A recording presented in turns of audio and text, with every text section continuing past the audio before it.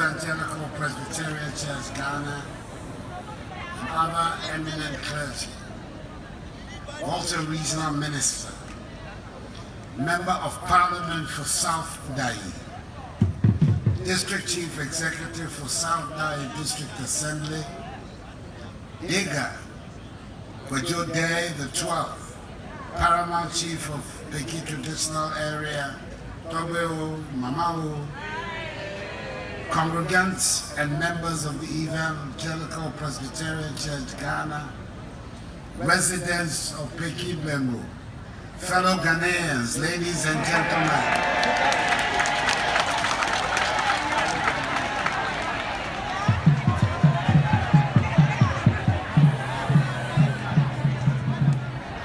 Nuti Fafa Nami,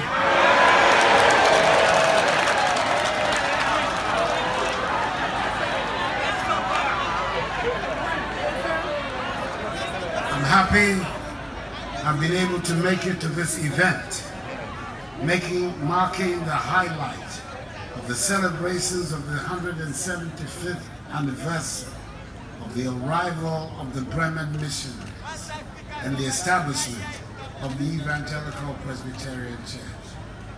And I thank all of you, especially Deiga Kwadwo-Dei XII, Paramount Chief of the Peki Traditional Area, for the warm welcome to this durbar. Not many institutions ever make it to 175 years of existence. So you must be justifiably proud that the church has not only survived, but also blossomed for us to be celebrating this significant landmark anniversary today. We remember today the sacrifices that the young German missionaries from Bremen had to make to get here to build this church. They kept coming, even as they kept dying. They planted a seed that has grown and borne fruit that has played a considerable role in the making of Ghana. As we celebrate the perseverance of those young adventurers who brought Christianity to us, we must also celebrate the role played by our chiefs.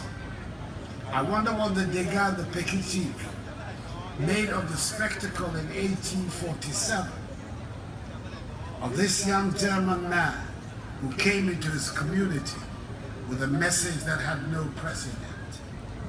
He took a chance, and we can safely assume that if the chief had not accepted the visitor and given him a welcome, Lorenzo Wolf would never have succeeded in starting the church. I pay homage to the German missionaries, and even greater homage to the brave and forward-looking chiefs who accepted the strangers in their midst and made it possible for the teachings of the church to blossom.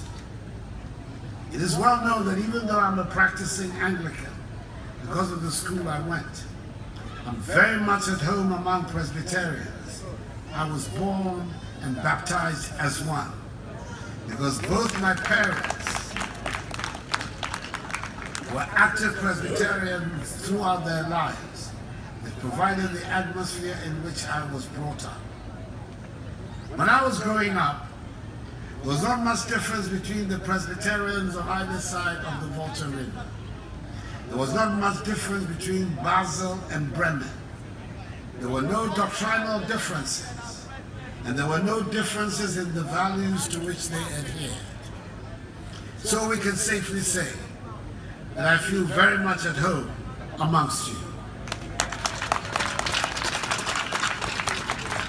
Our characters. Today more than ever, those traditions of discipline and hard work that characterize the Presbyterian schools of old are needed in our country. The schools that were Presbyterian schools used to be easily distinguished by the behavior of their students and the orderly nature of their campuses. They stood out, and we all took pride in them. Moderator and eminent clergy, let us think for a moment one of the things that set apart the early Presbyterians in this country. The Salims, or Boji, as they were known in the Bremen Presbyterian parts.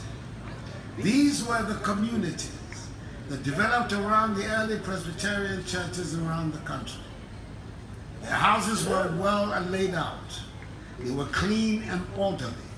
Those who lived there obeyed the rules and regulations of the community, and there was a sense of communal responsibility. People genuinely believed in being each other's keeper. They harvested rainwater. They took great care and were protective of the environment. They planted trees, vegetables, and flower gardens. They were great proponents of educating the head, the heart, and the hand. And even though they laid great emphasis on intellectual education, they were equally prepared to work with their hands. They were innovative. They were self-reliant, and they produced scholars and artisans of great repute. Everybody in the community took an interest in the schools and their management. The teachers were held in high esteem, but were also held accountable to the community. In other words, these communities were the epitome of what many people feel we lack today in our communities and in our nation: cleanliness and orderliness, a sense of communal responsibility, and being each other's keeper. I'm not trying to take you back to the past. I do not advocate cold showers or caning children or walking barefoot.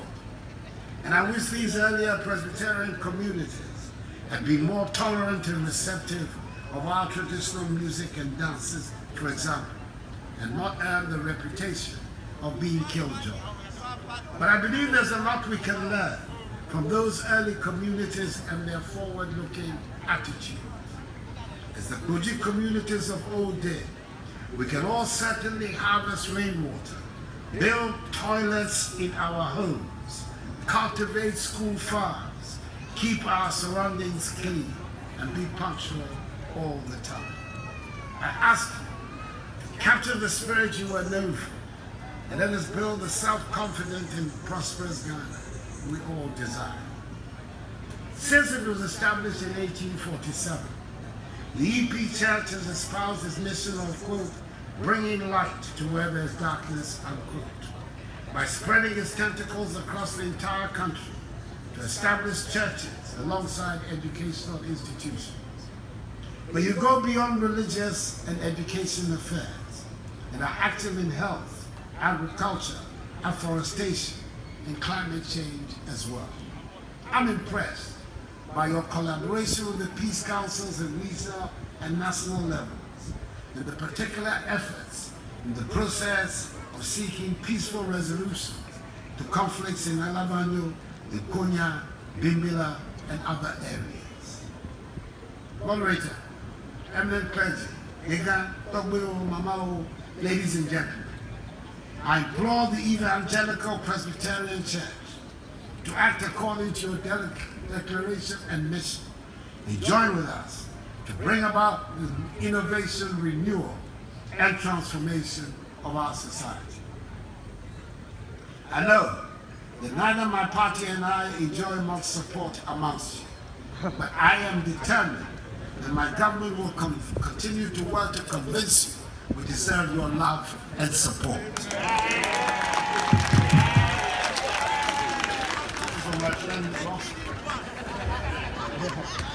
I charge you to break new grounds in collaborating with the government to find sustainable peace for the development of our country. And please, pray for me and the government, and above all, pray for Ghana. My good friend, the NDC Member of Parliament for South Daiga, the Honorable Roxanne Dafia-Mekbo, tells me that you would like very much an astroturf here. I promise that in celebration of this anniversary, you will get an astroturf.